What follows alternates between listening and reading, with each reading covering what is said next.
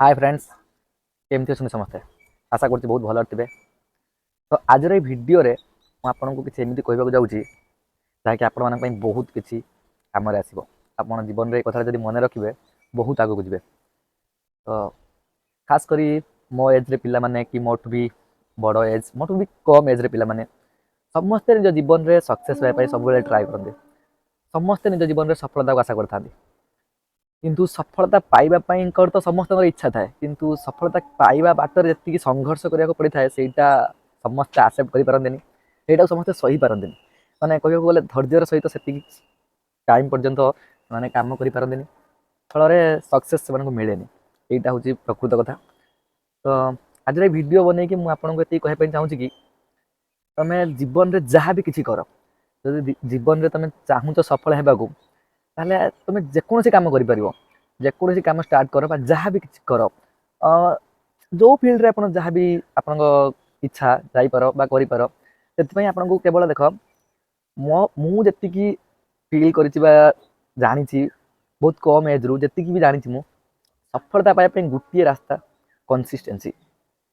Consistency निज काम उपर कंसिस्टेंसी। तुम जहाँ भी किसी काम कर माने कंसिस्टेंसी सहित काम कर, लगातार काम कर, गैप नाई बाहाना नाई। प्रथम कहूँ कंसिस्टेंसी जब रखिपार गोटे कम तुम सियोर सक्सेस हो। प्रथम समस्ते सक्सेस हो जाती। गोटे राति जड़े सक्सेस हो सक्सेस कह जाए सेटा को लक साथ दे दी जन जनकर समस्त सहित से हुए। किंतु जदि प्रकृत में सक्सेस गोटे लंग टाइम सक्सेस होगा चाहूँ ताले कंसिस्टेंसी के आपणाई नियो। जिते लगातार सहित कम को धीरे धीरे धीरे धीरे प्रतिदिन प्रतिदिन आपण कम को ग्रो करेंगे, कम विषय जानवे, से फील्ड रे आपण बेसी किसी शिखिबे ताहले जाकि आपण सियोर मु कहबी तुम सक्सेस पाई परिबो। कहीं इटा मु निजे फील करिछि बहुत क्षेत्र में भी निजे देखी जानी से आपको कहूँ मुझा मनरू कहूनी यहाँ प्रकृत में मु अनुभव कर कंसिस्टेंसी रखिले सक्सेस सियोर मिल।